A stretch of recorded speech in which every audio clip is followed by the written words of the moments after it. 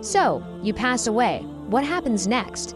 There's a pretty common misconception out there that death is just this long, dreamless sleep, or actually, scratch that. Maybe you think it's just an instantaneous jump straight to Judgment Day.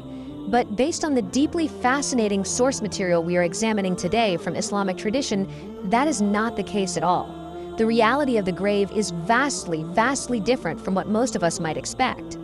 According to the highly detailed texts we're unpacking in this explainer, you don't simply blink out of existence, and you definitely aren't just floating around waiting in some dark void. Instead, the tradition outlines that an entirely unseen, fully conscious life begins the exact moment the soil covers you.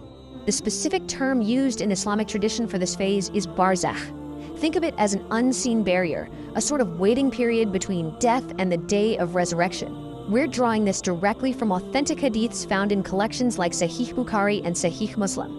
The text outlines 7 distinct stages to Barzakh, and it's designed not just as a theological concept, but as a very literal, step-by-step preparation guide.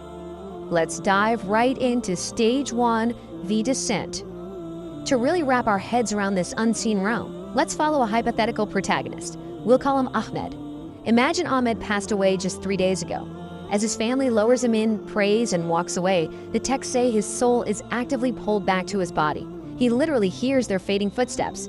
And in that crushing silence, he realizes he is entirely conscious, and he's for sure not alone. This first encounter is defined by a stark duality based totally on his life choices. If Ahmed lived righteously, his good deeds physically manifest as a fragrant, calming figure in white, saying, "I stayed with you in life, and I'll stay with you forever." But if he wasted his life, his evil deeds take the form of a rotting, growling figure that stalks towards him, basically saying, "I followed you in life, and there's no escaping me now." And this permanence is completely anchored by scriptural authority. As the Quran states in Surah Al-Mu'minun, behind them is a barrier until the day they are resurrected. So Ahmed is trapped. He can't go back. He can't hit a reset button. His earthly deeds now dictate absolutely everything that comes next. Moving right along, we hit Stage 2, the questioning.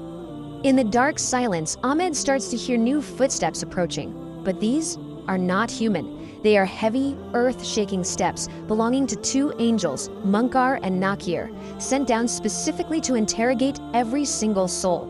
And they ask 3 crucial questions. Who is your Lord? What is your religion? And who is your prophet? Simple enough, right?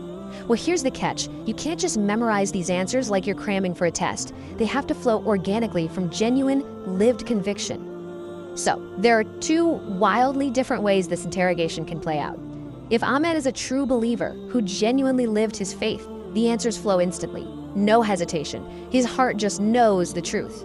But for the sinner, even someone who casually called themselves a believer but didn't act on it, it's a totally different story.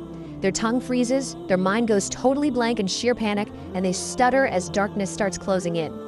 Which brings us to Stage 3, expansion or constriction. Based directly on the outcome of that intense angelic interrogation, the text describes the earth itself reacting, and reacting violently. If the questions were answered right, Ahmed's grave miraculously stretches out as far as the eye can see. It becomes spacious, feeling like soft cushions in a massive palace.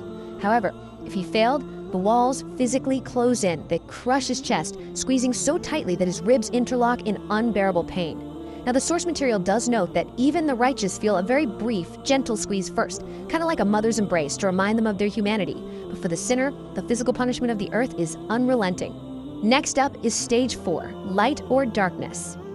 As the grave settles into its new shape, the whole visual environment transforms. According to the tradition, daily earthly actions literally alter the physics of the grave.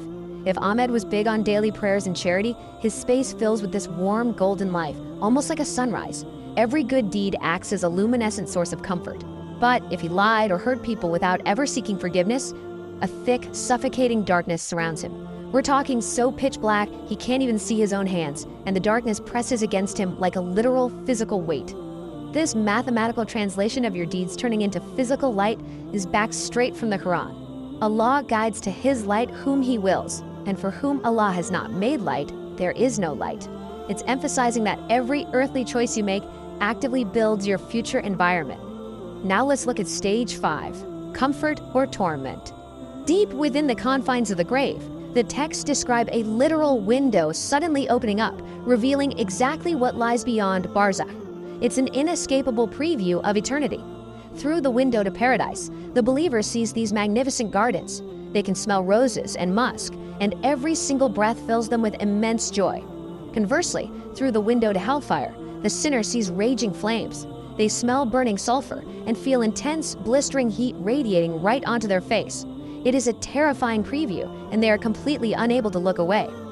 Okay, to understand what happens next, we need to zoom out and look at the timeline. Day 1 is the burial. By day 3, the interrogation is over. But then, we jump hundreds, maybe thousands of years ahead. This really highlights the extreme time distortion of Barzakh. And that is stage 6, waiting in Barzakh. Let's say Ahmed has been in his grave for, 800 years. Because time does not function normally in this unseen realm, the psychological experience of those centuries is entirely dependent on his spiritual state. For the righteous soul, 800 years feels like a quick afternoon nap. Centuries just flash by instantly in a comfortable, peaceful rest. But for the soul being punished, a single day stretches out to feel like a year. Every moment is isolated, unyielding suffering. Finally, we arrive at stage 7, the resurrection. The waiting period of Barzakh eventually comes to a massive, explosive end. The tradition states that the angel Israel blows a mighty trumpet, a sound so incredibly powerful that it crumbles mountains, splits the sky, and reaches every single soul waiting in their grave. As billions of souls are resurrected, people rise in the exact spiritual state they died in. The believer rises calmly, patient, peaceful, and ready. The disbeliever, however, rises in absolute terror, barefoot and naked, realizing that the temporary horror they just went through in Barzakh was merely a preview, and the permanent eternity they dreaded is now here. So, pulling back from all of this, what's the core takeaway from the source material? Impartially speaking, the texts are driving home one point.